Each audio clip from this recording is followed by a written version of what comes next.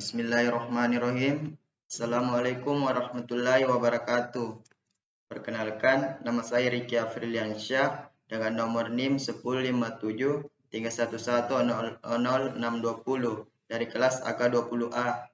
Baik, di sini saya akan mempresentasikan hasil analisis saya yang dimana terdapat 10 jurnal yang dibagi menjadi 5 jurnal nasional dan 5 jurnal internasional. Langsung saja. Adapun judul jurnal nasional yaitu yang pertama, pengaruh manajemen modal kerja terhadap profitabilitas pada usaha kecil dan menengah di Indonesia. Yang kedua, analisis modal kerja industri kecil, usaha pertunggangan kayu dan usaha las di Kota Palembang. Ketiga, pengaruh kredit investasi dan kredit modal kerja terhadap kesejahteraan masyarakat kabupaten atau kota Jawa Timur. Yang keempat, pengaruh manajemen modal terhadap tingkat profitabilitas pada perusahaan makanan dan minuman yang terdaftar di Bursa Efek Indonesia periode 2010 sampai 2023. Dan yang kelima, perspektif perbankan tentang keputusan pendanaan modal kerja bagi UMKM. Adapun jurnal yang pertama yaitu pengaruh manajemen modal kerja terhadap profitabilitas pada usaha kecil dan menengah di Indonesia yang ditulis oleh Farah Margareta dan Cindy Octaviani dan tahunnya 2016, dan adapun variabel penelitiannya yaitu variabel terikat. Dan untuk metodenya, dalam perusahaan ini objek yang digunakan adalah usaha kecil dan menengah di Indonesia yang pernah terdaftar di indeks Pevindo 25, di mana data yang digunakan adalah data perusahaan dalam kurung waktu 6 tahun, yaitu 2009 sampai 2014. Dan adapun skala pengukurannya yaitu menggunakan rasio profitabilitas atau ROA.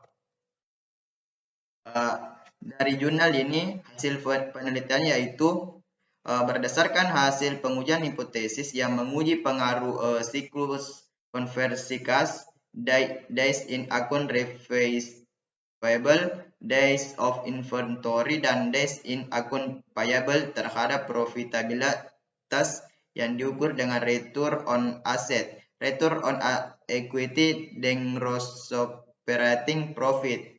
Dan adapun kelemahan penelitiannya yaitu karena menggunakan daftar sampel perusahaan lama sehingga perlu dikembangkan lagi. Selanjutnya, jurnal yang kedua itu analisis modal kerja industri kecil, usaha pertukangan kayu dan usaha las di Kota Palembang yang ditulis oleh Suhartini Karim dan Umar Hamdan pada tahun 2014. Adapun skala pengukurannya itu menggunakan skala perhitungan. Terkait dengan metodenya, penelitian ini menggunakan data primer dan sekunder. Data primer dikumpulkan melalui survei responden sampai di Kota Palembang. Sumber data sekunder adalah lembaga atau instansi yang terikat dengan data informasi yang dibutuhkan dalam penelitian, antara lain seperti Badan Pusat Statistik dan Dinas Perindustrian dan Perdagangan, dan Dinas Koperasi dan UKM Provinsi dan Kabupaten atau Kota. Sumber data primer adalah responden usaha kecil yang ditetapkan secara judgmental sampling method sesuai dengan pengalaman penelitian dalam penelitian sejenis di masa lalu. Pada umumnya, karakteristik usaha pertukangan kayu dan usaha las adalah homogen. Hal ini dapat dilihat tempat usaha, modal kerja, skala usaha, jumlah tenaga kerja, dan lokasi. Oleh karena itu, sampel kecil dapat mewakili populasi. Jumlah populasi usaha ini diperkirakan kurang dari 100 usaha. Adapun sampel responden penelitian adalah 10 usaha pertukangan kayu dan 10 usaha las di Palembang. Hasil penelitiannya yaitu organisasi dan manajemen usaha kecil sangat sederhana. Sebagian besar pengusaha kecil mempunyai pengalaman, semangat juang yang tinggi dan tak kenal menyerah, berjiwa entrepreneurship dan bertindak sebagai one man show dalam mengelola memimpin orang. Pimpinan usaha kecil cenderung mempunyai gaya otokrat dan membuat keputusan berdasarkan nalurinya atau gut feeling. Umumnya mereka mengabaikan pekerjaan administrasi keuangan karena keterbatasan kemampuan dan waktu. Tidak ada rencana kerja secara tertulis. Pimpinan memimpin dan mengawasi karyawan secara ketat agar pekerjaan selesai atau tuntas. Getting the thing done through other people. Dan adapun keterbatasan penelitian dari jurnal ini yaitu jurnal ini masih memiliki keterbatasan karena masih perlu menambah variabel dan periode penelitiannya agar lebih akurat. Selanjutnya kita masuk ke jurnal yang ketiga yang judulnya Pengaruh Kredit Investasi dan Kredit Modal Kerja terhadap Kesejahteraan Masyarakat atau Kabupaten Kota di Jawa Timur yang ditulis oleh Agus Sumanto pada tahun 2016. Jurnal ini menggunakan variabel penelitian bebas dan adapun metodenya yang dilakukan yaitu lokasi studi di Kabupaten atau Kota Provinsi Jawa Timur. Sampel diambil sebanyak 30 daerah yang terdiri dari 30 kabupaten dan 7 kota. Data yang dipakai adalah tahun 2003 sampai dengan tahun 2012. 10 tahun karena mempertimbangkan kelengkapan data. Sumber data adalah BPS Kabupaten atau Kota, BPS Provinsi Jawa Timur, BPS Pusat. Studi ini menggunakan 5 variabel. Variabel yang dinyatakan eksogen adalah kredit investasi dan kredit modal kerja. Variabel endogen intervening adalah PDRB dan penyerapan tenaga kerja. Variabel endogen adalah kesejahteraan masyarakat. Jurnal ini menggunakan segala pengukuran rasio dan adapun hasil penelitiannya yaitu dari data yang telah dikumpulkan bisa dideskripsikan sebagai berikut. Perkembangan kredit investasi yang disalurkan bank-bank umum dan BPR mulai tahun 2003 sampai dengan tahun 2012 rata-rata sebesar 22% setahun. Suatu perkembangan yang menunjukkan dalam nilai nominal rata-rata kredit investasi yang disalurkan sebesar 17,9 triliun. Dengan nilai tertinggi tahun 2003 sebesar 41,9 triliun. Pertumbuhan kredit modal kerja di kabupaten atau kota di Jawa Timur juga sangat tinggi dengan rata-rata per tahun 20% antara tahun 2003 sampai dengan 2012. PDRB kabupaten atau kota di Jawa Timur mengalami peningkatan yang berarti dengan rata-rata peningkatan 6,21% per tahun. PDRB dari 30 kabupaten atau kota pada tahun 2003 adalah sebesar 243,3 triliun dengan mempunyai PDRB terbesar. Pada tahun 2012, daerah dengan PDRB terkecil adalah Pacitan dengan nilai 1,16 triliun. Sedangkan terbesar adalah Surabaya dengan nilai 107 triliun. Pertumbuhan penyerapan tenaga kerja kabupaten atau kota di Jawa Timur mulai tahun 2003 sampai dengan tahun 2012 rata-rata sebesar 1,58%. Pertumbuhan penyerapan tenaga kerja tertinggi adalah kota Probolinggo dengan rata-rata pertumbuhan 4,43% per tahun, sedang pertumbuhan terendah dipunyai oleh Kabupaten Lamongan dengan angka minus 0,44% setahun atau semakin menurun. Dan adapun kelemahan dari jurnal ini yaitu penelitian ini masih memiliki kelemahan karena masih perlu menambah waktu penelitiannya. Masuk ke jurnal keempat.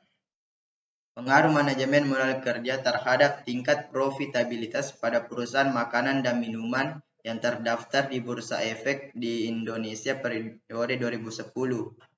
Dan adapun penulisnya itu I Gusti Ayu Putu Istri Widyasanti dan Sayu Ketut Sutrisna Dewi yang dirilis pada tahun 2010.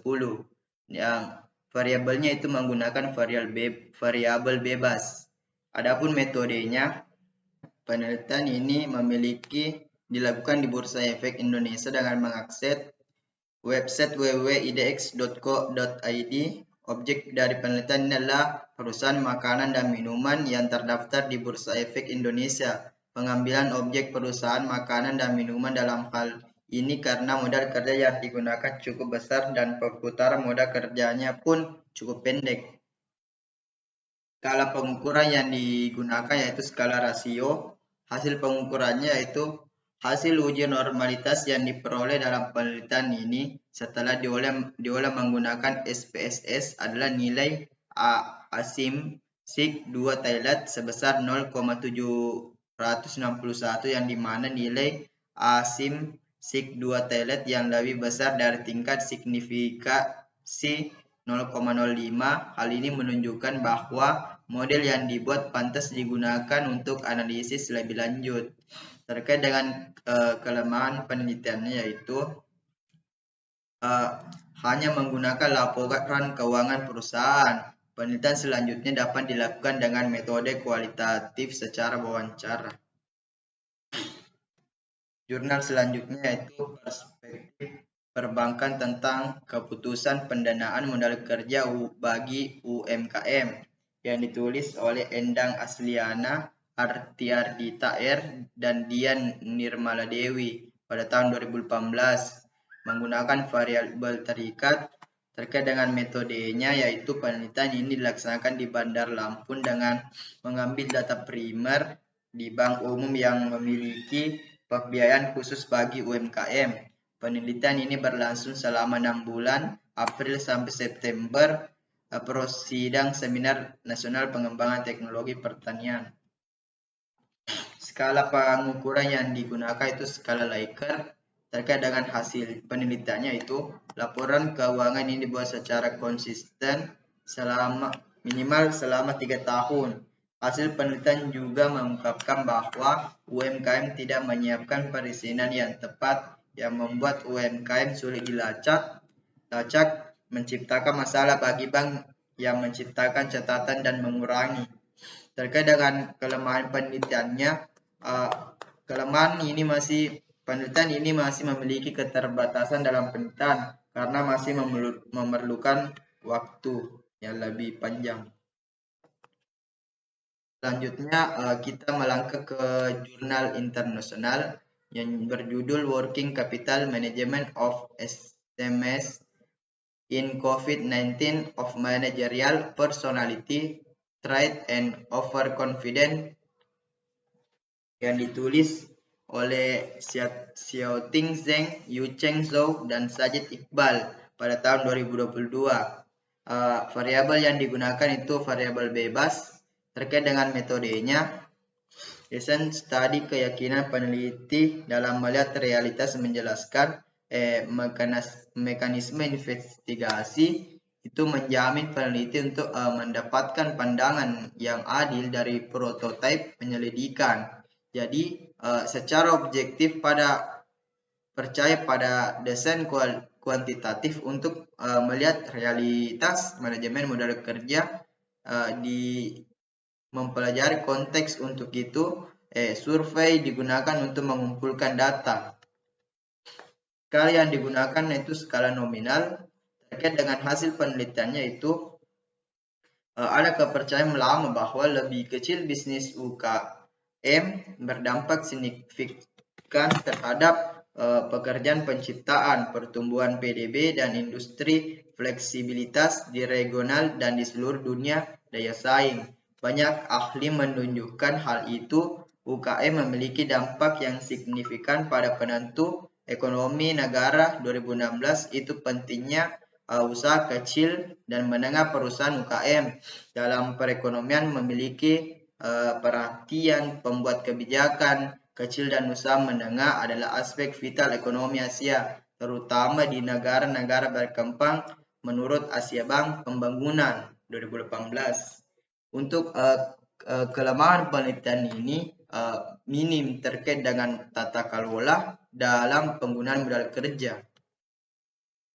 Selanjutnya jurnalnya yaitu Impact of COVID-19 on Working Capital Management, the moderating effect of investment opportunity, governance incentives, yang ditulis oleh Augustin Tarkom pada tahun 2021 yang menggunakan variabel independen. Terkait dengan metodenya, mengumpulkan data keuangan dari file tribulan, Compustat, dan data paparan COVID-19 dari Hasan et al. 2002. Terkait dengan skala yang di pengukurannya yaitu skala profitabilitas, dan hasil penelitiannya yaitu menjanjikan rata-rata tahunan ekonomi perusahaan dan profitabilitas keuangan, serta yang periode mengacu pada item utama dari modal kerja. ROA dan ROE keduanya positif. Memang profitabilitas ekonomi adalah antara 2,61% 2013 dan 5,36% 2018. Selain itu, profitabilitas keuangan lebih tinggi daripada rekan ekonominya. Harus ingat bahwa hanya pengamatan tersebut yang menunjukkan nilai ekuitas positif adalah pertimbangan untuk perhitungan yang pertama. Secara khusus, nilai terendah tercapai 2012 3,37% dan tertinggi pada tahun 2011 11,87%. Secara umum, ROE menunjukkan yang sama dengan ROA. Kita bisa merujuk ke lembah pada periode 2012 sampai 2014 untuk keduanya dan pemulihan sejak tanggal tersebut, kecuali 2017. Perlu juga disebutkan bahwa ROE memiliki ROA setiap tahun, kecuali untuk 2015. Hal ini disebabkan oleh fakta bahwa ekonomi profitabilitas melebihi biaya keuangan ditanggung oleh perusahaan atas liabilitas yang digunakan, dan efek leverage memungkinkan ROE untuk meningkat. Dan untuk keterbatasan penelitiannya itu, penelitian ini masih perlu meningkatkan skala penelitian urutan pengukuran lebih tepat. Selanjutnya, impact of working capital management on profitability for Spanish fish canning companies, yang ditulis oleh Lucia Rey Ares, Sarah Fernandez Lopez, dan David Rodeiro Pasos pada tahun 2021 menggunakan variabel bebas. Untuk metodenya, analisis berbasis data digunakan untuk menguji secara empiris hipotesis perhubungan WCM profitabilitas. Sabi database berisi informasi yang komprehensif tentang perusahaan Spanyol dan Portugis dan keuangan mereka, indikator kekuatan keuangan, riset pasar, dan data saham untuk terdaftar di perusahaan. Jurnal ini menggunakan rasio profitabilitas. Terkait dengan hasil penelitiannya yaitu menyajikan rata-rata tahunan ekonomi perusahaan dan profitabilitas keuangan, serta yang periode mengacu pada item usaha dari modal kerja. ROA dan ROE keduanya positif. Profitabilitas ekonomi adalah antara 2,61% 2013 dan 5,36% 2018. Selain itu, profitabilitas keuangan lebih tinggi daripada rekan ekonominya. Harus ingat bahwa hanya pengamatan tersebut yang menunjukkan nilai ekuitas positif adalah pertimbangan untuk perhitungan yang pertama. Secara khusus, nilai terendah tercapai 2012 sebesar 3,37% dan tertinggi pada tahun 2011 sebesar 11,87%, merujuk ke lembah pada periode 2012 sampai 2014 untuk keduanya dan pemulihan sejak tanggal tersebut. Terkait dengan keterbatasan penelitian, penelitian ini adalah kebutuhan untuk menambahkan variabel. Selanjutnya yaitu desain an efficient strategy for optimization of payment induced by a rational supply chain process. A prerequisite for maintaining a satisfactory level of working capital, yang ditulis oleh Halimah Sema, Muhammad Aidhou, Syed Fadli, Yusuf Farhawi, Bukhara Malhauni pada tahun 2020. Variabel yang digunakan yaitu manajemen rantai pasokan melibatkan pengelolaan arus kas di seluruh jaringan fisik, mencakup semua transfer dari uang, pembayaran, jadwal pembayaran, dan lain-lain.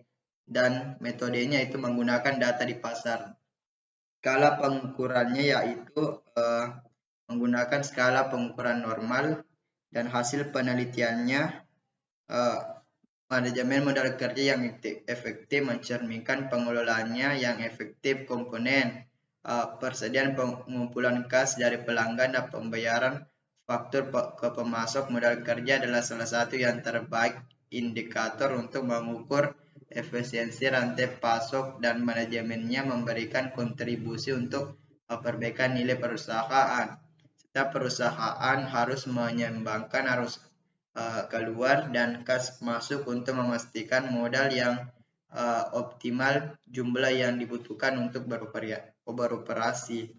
Untuk kelemahannya yaitu penelitian ini masih memiliki keterbatasan dalam penelitian karena masih perlu meningkatkan skala penelitian, urutan pengukuran itu lebih cepat.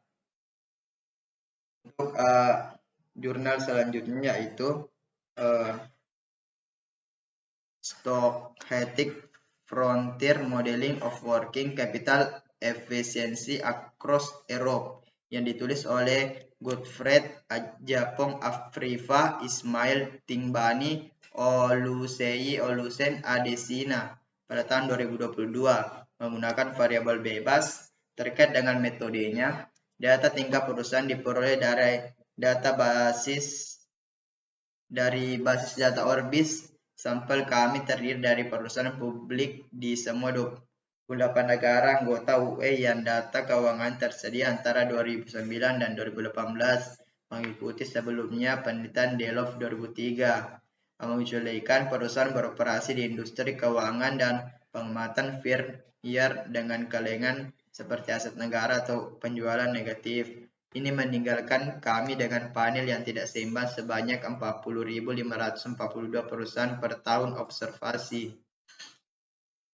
Dengan skala pengukurannya menggunakan skala turnover atau perbandingan, dan hasil penelitiannya itu menyajikan hasil baseline regresi efek tetap perusahaan dari menjalankan persamaan tentang penentu utama WCE di antara perusahaan UE dalam semua regresi mengontrol untuk tahun, efek tetap industri dan negara, dan kesalahan standar di kelompok perusahaan tingkat untuk memperhitungkan heteroskedastisitas dan autokolerasi Peterson 2009, Actas et al. 2015, juga untuk mengurangi endogenitas apapun. Kekhawatiran kami mengikuti Hill et al. 2010 dan ketertinggalan semua determinan kunci yang digunakan dalam penelitian ini.